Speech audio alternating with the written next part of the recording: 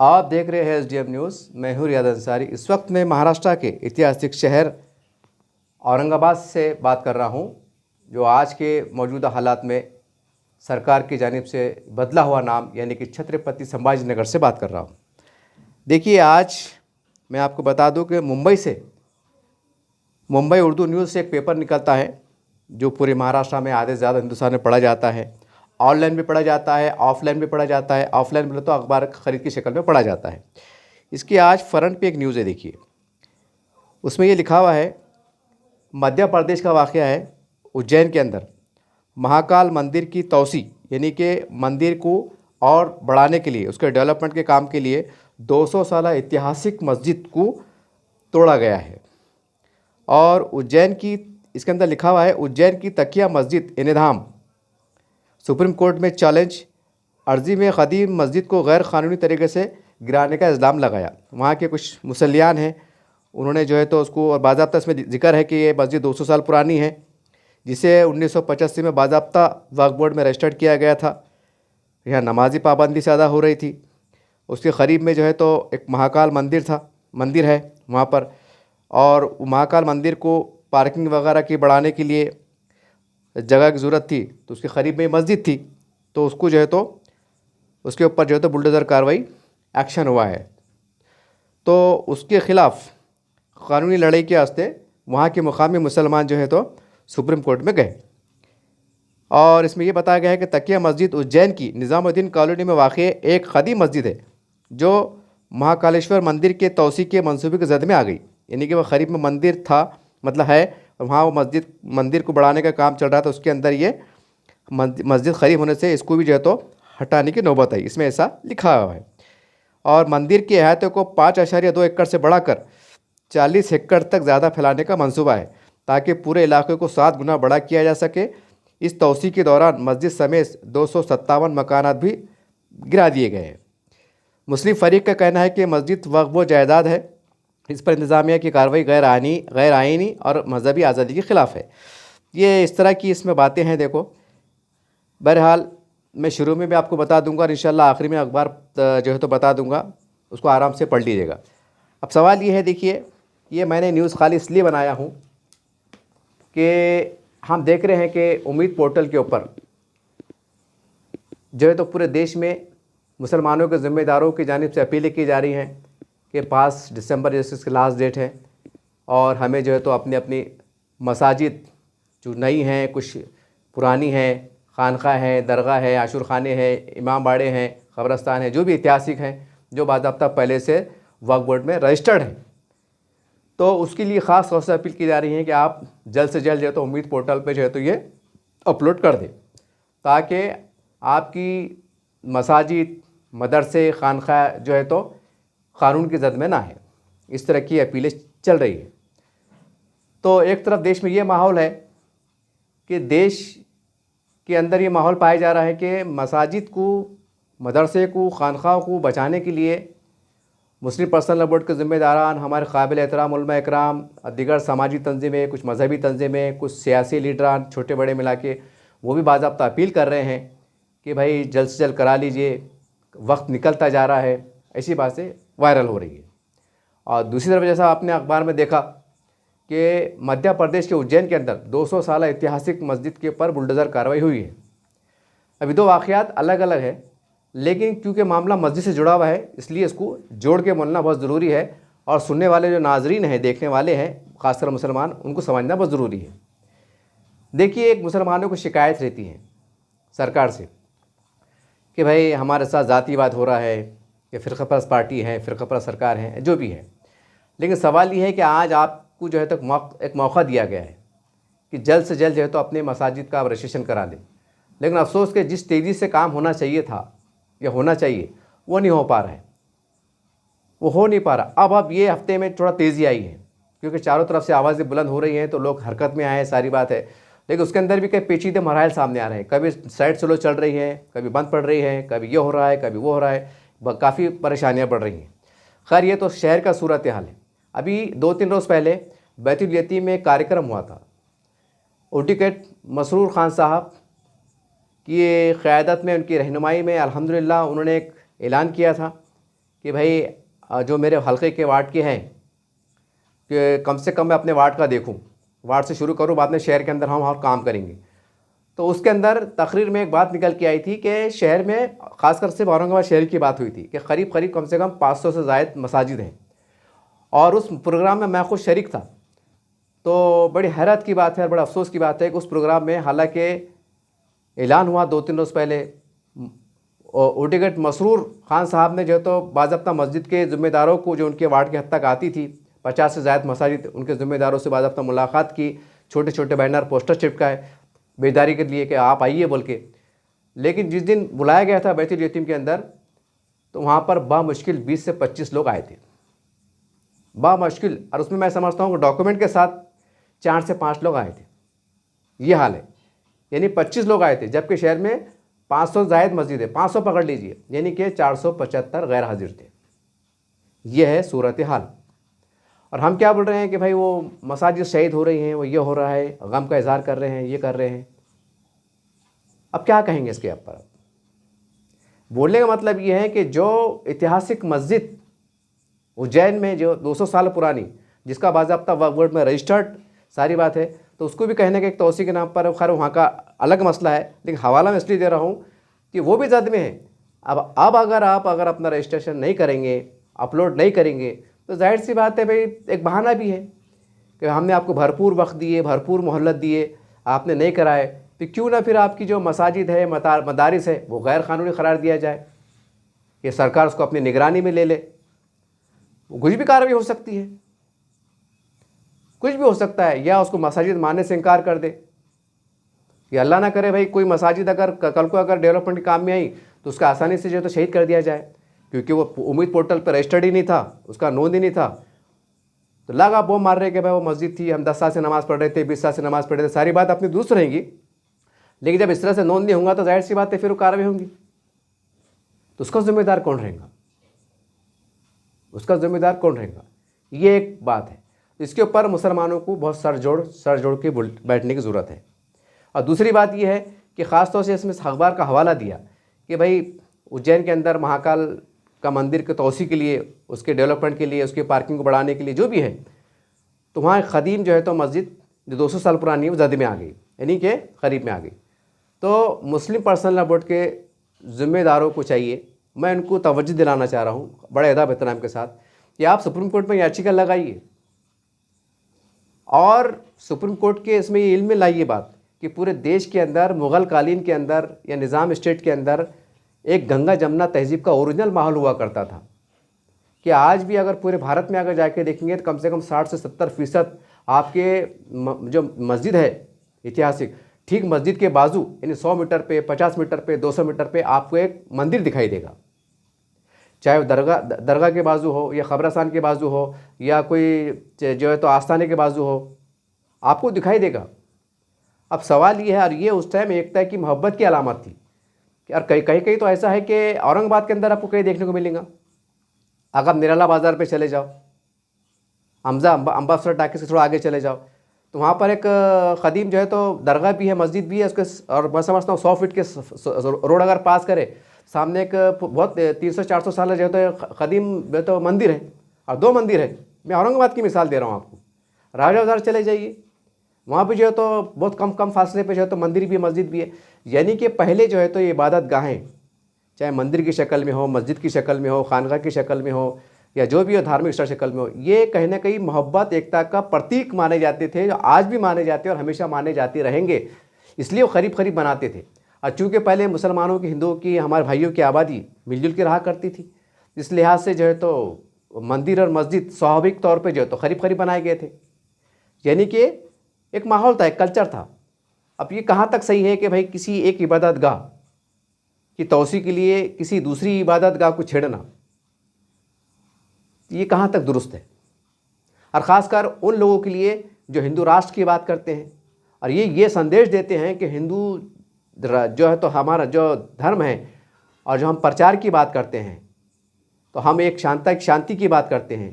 और ये कहा जाता है कि वे हिंदुत्व जो है तो एक शांति का संदेश देता है। अब सवाल ये है, अगर थोड़ी देर के वास्ते मान ली जाए, वाकई तो वैसा देखा जाए तो मुल्क सेकुलर है, लेकिन सच ये कड़वा सच है कि अंदर के अंदर जो है तो हिंदुत्व की और हिंदू राष्ट्र की जड़ इतनी मजबूत हो चुकी है और ये सब कुछ आया है, ये सब कुछ दिख रहा है, ऐसा नहीं कि नहीं दिख रहा है बल्कि, और इसके कई उदाहरण भी हैं। और सबसे बड़ा उदाहरण ये है कि बाबरी मस्जिद का जो फैसला आया उसमें जो आस्था का जिक्र आया, वहाँ से एक नई शुरुआत हुई। और हमारी बदनसीबी देखिए मुसलमानों की कि मुसलमानों ने 100 करोड़ हमारे हिंदू भाइयों के आस्था की उनका ध्यान रखा, सब्र तहम्मुल का मुजाहरा किया, लेकिन वहाँ से एक लाइन लग गई। बाबरी मस्जिद शहादत के बाद तो पूरे देश में कैसी अजीब गरीब लाइन लग गई कि बुलडोज़र मतलब कानून के नाम पर जो है तो कहीं भी चल जा रहे।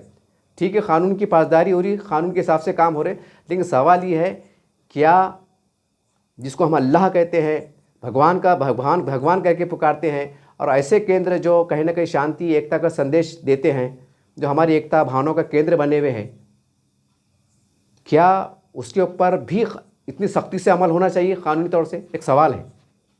मैं ये नहीं कह रहा हूँ कि कानून के हिसाब से काम नहीं होना चाहिए, यकीनी तौर से कानून की पासदारी होना चाहिए, कानून की अलमबरदारी होना चाहिए, लेकिन सवाल ये है कि एक अल्लाह का घर, एक ईश्वर जो भी भगवान का जो घर हम मानते हैं और जिसको हम ये कहते हैं कि ऊपर वाले का है, ये नहीं कि उन्हें पूरी दुनिया को बनाया है, तो सवाल ये है कि जिन्हें पूरी दुनिया को बनाया है, ज़मीन को बनाया, आसमान को बनाया है, उसका घर एक जो मस्जिद के रूप में पहचाना जाता हो, और दुनिया के जो हाकिम कह सकते हैं, लीडर कह सकते हैं, सरकारें कह सकती हैं, और वो अपने आप को ये जता दे कि नहीं हमने कानून बनाया है, कि हमने दस्तूर बनाया है, और हमारे सामने, हमारे कानून के सामने अगर ये अल्लाह का घर भी है तो बिल्कुल छोटा है, नौज़बिल्ला माज़अल्लाह। हालांकि ये होना चाहिए कि ईश्वर का घर है, इन्हें पूरी धरती को, कायनात को बनाया है, ऐसा कहा जाता भी है, पढ़ा भी जाता है, सुना भी जाता है, लोग कहते भी हैं। बहरहाल मैं ये कहना चाहता हूँ कि देखिए कि एक तरफ कदीम मसाजिद जो जद में है और बड़े आसानी से जो है तो कार्रवाइयाँ हो रही हैं, और देश के अंदर उम्मीद पोर्टल के ऊपर आवाज़ें उठ रही हैं, आवाज़ें बुलंद की जा रही हैं कि भाई इसके ऊपर काम पे लगिए, पोर्टल पे दर्ज कराइए, लेकिन कोई टस से मस होने को तैयार नहीं है। यह औरंगाबाद का आंकड़ा दे रहा हूँ मैं आपको, 2-3 दिन पहले शाही मस्जिद के अंदर, बैतुल यतीम के अंदर बाज़ाब्ता एक प्रोग्राम हुआ था, जिसके अंदर मतलब 50 से ज़ायद मस्जिद वालों को, ज़िम्मेदारों को मदऊ किया गया था, बाज़ाब्ता उनसे मुलाकातें की गई थी, उनके हाथ में पोस्टर थमाए गए थे, बाज़ाब्ता उनको फ़ोन पे बात की गई थी। ओडी गेट मसरूर खान साहब ने बाज़ाब्ता बिल मुशाफा को समझाया था कि आप तशरीफ़ लाइए, लेकिन 20 से 25 के ऊपर लोग नहीं आए, और डॉक्यूमेंट के साथ मैं समझता हूँ 4 या 5 लोग आए थे, जिसमें मैं खुद बज़ात मौजूद था। अब सवाल ये है कि जब ये सूरत हाल रहेंगी, और कल को अगर अल्लाह ना करे कि भाई कल को सरकार कहे कि हम मदरसों को नहीं मानते, ताला लगा दीजिए, हटा दीजिए, या हम सरकार अपने अंडर में लेती है। कल काय का मदरसा आया, यहाँ पर हमको सरकारी स्कूल डाल देते हैं, सरकारी दवाखाना डाल देते हैं। अब सरकार के अंडर में आए तो सरकार कुछ भी डेवलपमेंट के नाम पे कुछ भी इकदाम कर सकती है। अब सरकार है, कुछ भी हो सकता है।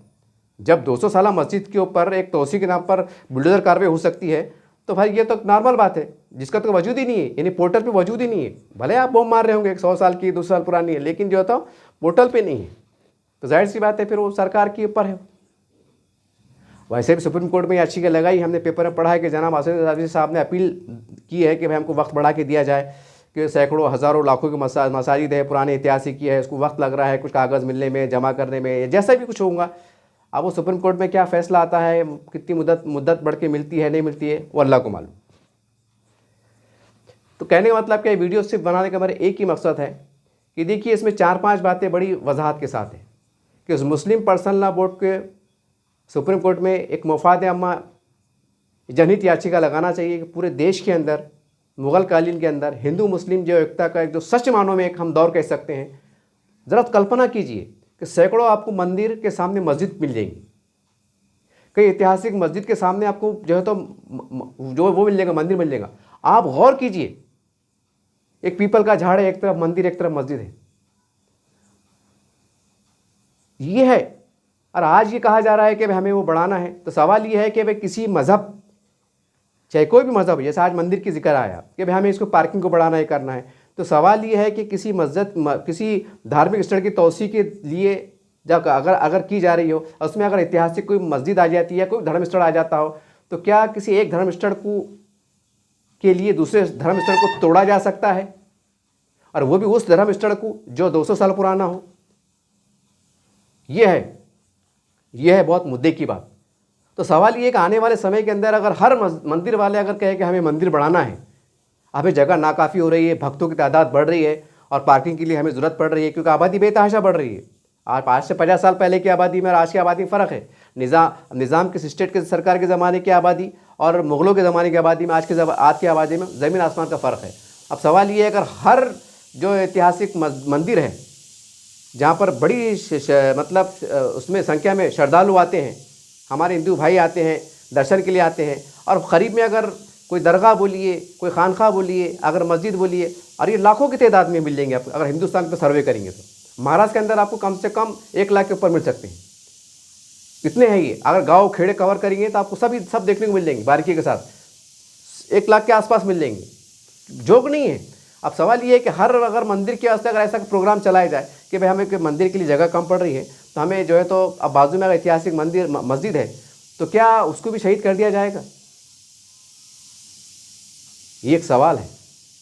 सवाल ये है कि उस ज़माने में जो हमारे जो हिंदू भाई हुआ करते थे 100 साल पहले, जो समझो दुनिया में नहीं है, उस ज़माने के 100 साल पुराने मुसलमान भी है, हिंदू भाई भी, जिन्होंने गंगा जमुना तहजीब से मुतासिर होकर इत्तेहाद की खातिर, एकता की खातिर जो है तो अपने महलों में जो है तो मस्जिदें बनाने की परमिशन दी, मस्जिदें बनी, मंदिरें बनी, और सैकड़ों की संख्या में आज जो है तो मंदिर मस्जिद आमने सामने है, कि दरगाह के सामने है, कि आस्थाने के सामने है, और करीब में 100 मीटर 200 मीटर या बहुत होगा तो आधा किलोमीटर से भी कम के फासले में आपको मिल जाएंगी।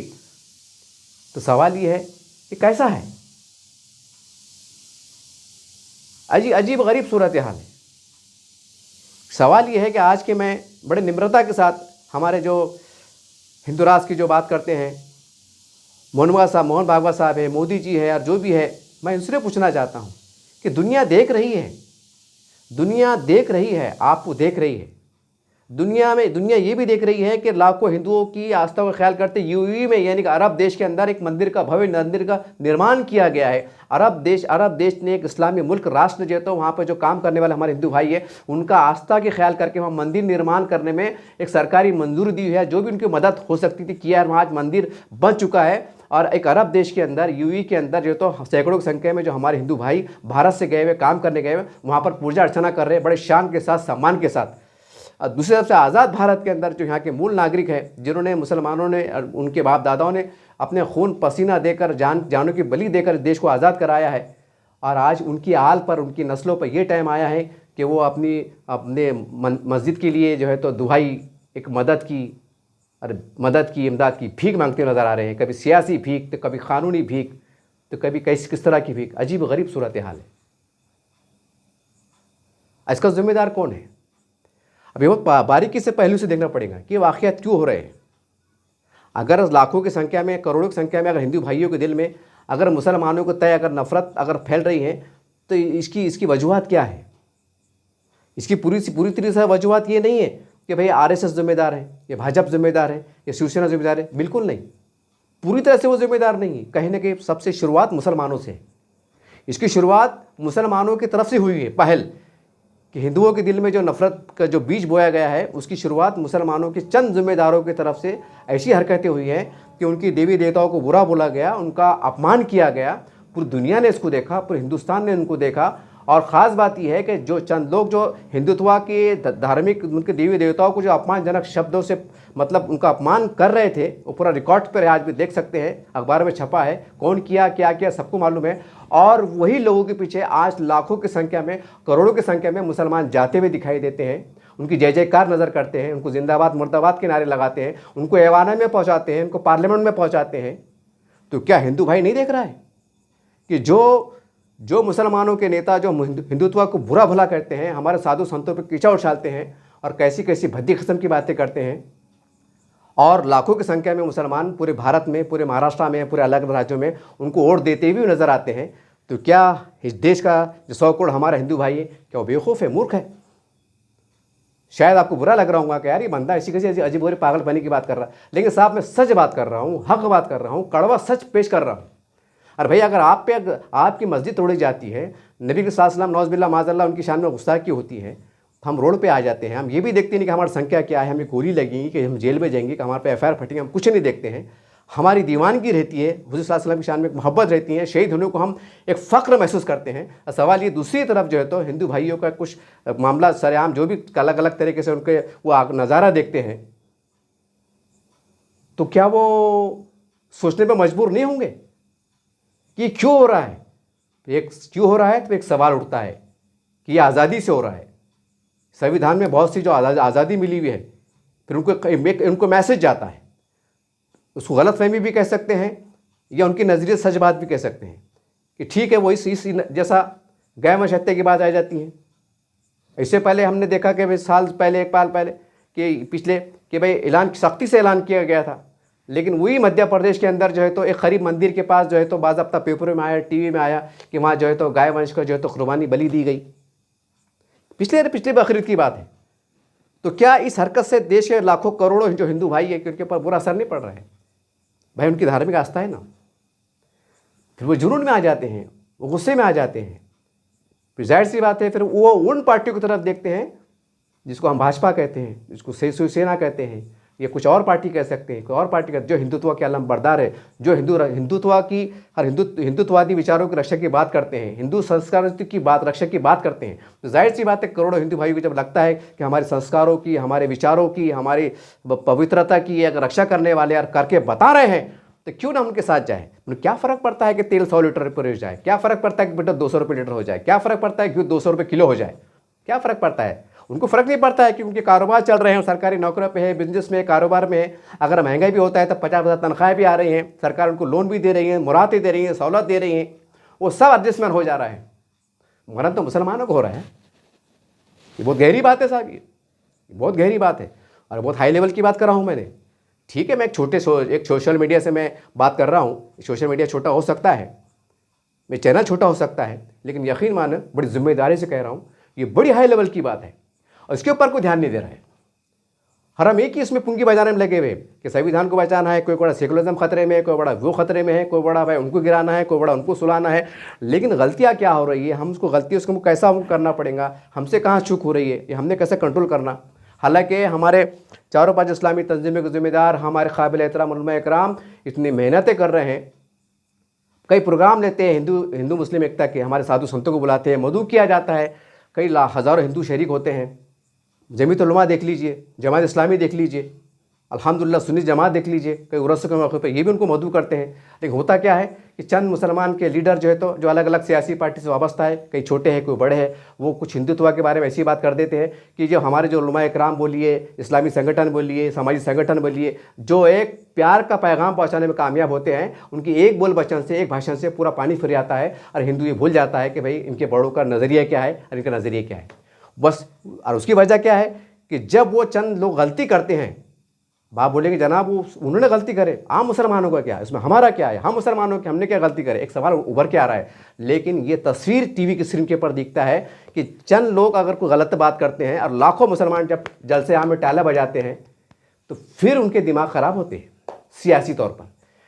फिर जब सियासी दुश्मनी बढ़ती है तो सियासी दुश्मनी का बदला सियासी तौर से लिया जाता है, यानी वोट बैंक बढ़ जाता है, फिर चुन के आ जाते हैं, फिर आमदार चुन के आते हैं तो विधानसभा के मुख्यमंत्री बन जाते हैं, पार्लियामेंट में पहुंच जाते हैं तो मुख्यमंत्री प्रधानमंत्री बन जाते हैं, बहुत कुछ बन जाते हैं। ये सच्चाई है, ये आंकड़े ही।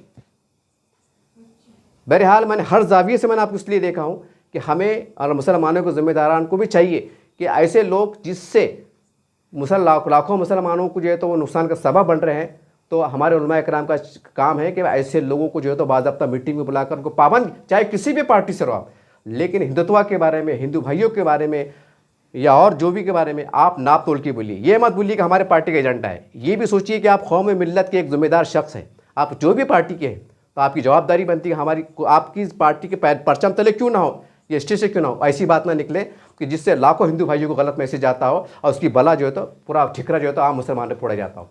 खबरदार, आपको ऐसे हम आपको चेतावनी दे रहे हैं या आपको तंबी कर रहे हैं। अगर वो नहीं मानते हैं तो हमारे उलमा इकराम को मैं बड़े अदब एहतराम से कर रहा हूँ कि शायद मैं बहुत हाई लेवल की बात कर रहा हूँ, तो जैसा हम आम तौर से फतवे निकाल देते हैं तो हमें भी इनका बायकॉट करना चाहिए, चाहे कोई भी पार्टी का लीडर हो। अगर ऐसी हरकत में मुलविस होता है कि जिसके बयान से अगर हिंदू भाइयों में गलत फहमी फैलती है या नफरत का माहौल थोड़ी देर से फैल जाता है, इश्तिहाल फैल जाता है, तो हमें ऐसे लोगों के ऊपर अब लगाम कसने की ज़रूरत है कि सवाल जो है तो एक नेता का नहीं है, एक पार्टी का नहीं है, का लाखों करोड़ हमारे मुसलमान भाइयों का है, उनकी जान का है, उनकी माल का है।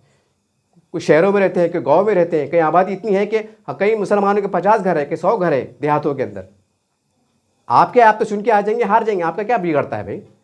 जो लीडर होता है वो फलफूल कारोबारी लोग होते हैं, अंदर साठगांठ होती है, मिलके कारोबार फैक्ट्री चलाते हैं, सब कुछ चलाते हैं। आप तो मज़े में रहते हैं, कभी लंदन जाते हैं, कभी अमेरिका जाते हैं, लेकिन गरीब मुसलमान तो बेचारा रोज़ कमाता रोज़ खाता है ना, तो उसके लिए मुसीबत का सबब क्यों बन रहे हैं? बात शुरू हुई थी मस्जिद के रजिस्ट्रेशन से लेके, लेकिन मैं ये हर एंगल से आपको इसलिए बता रहा हूँ, ये सियासी एंगल को मैं इसलिए बीच में घुसड़ रहा हूँ, खास करके इसलिए घुसड़ रहा हूँ कि इसके वजह से भी जो होती है ये बलाएँ आ रही हैं कि करो, नहीं करेंगे तो हम तुमको ऊपर कार्रवाई करेंगे, सरकार कब्जे में ले सकती है। इसकी सियासी वजूहत है। ये मत कहिए सरकार को क्या पड़ी भाई, सरकार को कभी सुनने में आया था आप जन्म में 15-20 साल पहले ऐसे वाक़े होते थे, लफड़े होते थे, नहीं होते थे? क्यों हो रहा है ये? हो रहा क्यों? हमारे मुसलमानों के ज़िम्मेदारों को चाहिए कि इसकी बुनियादी जो वजूहत है, जहाँ से शुरुआत हुई, पहले उसके ऊपर गौर करें, उसके ऊपर लाहेमल तैयार करें और आने वाले वक्तों में उसको सिमत में जो है तो कौम की रहबरी करें, उनकी रहनुमाई करें। अगर हम इसके ऊपर आंखें बंद करेंगे, हमारे कुछ लोगों से गलती अगर होती होंगी और हम आंखें बंद कर लेंगे और फिर जो है तो ढूंढर पिटेंगे, नहीं गंगा जमुना तहजीब को बचाना है, हिंदू मुस्लिम एकता जिंदाबाद है, तो 100 करोड़ हिंदू हमारा हिंदू भाई वो भी पढ़ा लिखा है। और ये मत भूलिए वो देश को लीड कर रहे हैं, वो बड़े बड़े अधिकारी हैं, कानून कायदे के माहिरीन हैं। ये मत भूलिए कि आपकी मीठी बातों से, गंगा जमुना बातों से मुतासिर हो जाएंगे।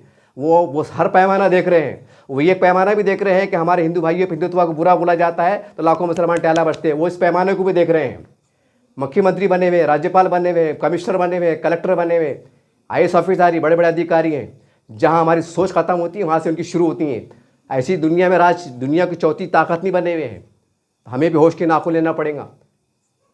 और जो सियासी माहौल के अंदर जहर फैलने के कारण, बड़ी गहरी बात कर रहा हूँ, इस कारण जो है तो ये मामला पेश आ रहे हैं।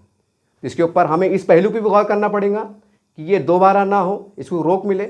और ये पहलू भी गौर करना पड़ेगा कि जो मजहबी हमारे जो मामला रजिस्ट्रेशन के मामला है ये अच्छी तरीके से अंजाम दिए जाए। आखिरी में फिर आ जाता हूँ मस्जिद रजिस्ट्रेशन की तरफ। देखिए हम देखते हैं कि भाई मस्जिद के चंदे के वास्ते, मदरसे के चंदे के वास्ते लोग कहाँ से नहीं आते हैं, मस्जिदों में ठहरते हैं, मदरसों में ठहरते हैं या होटल में ठहरते हैं, जैसे बेचारे मजबूरी में निकालते हैं।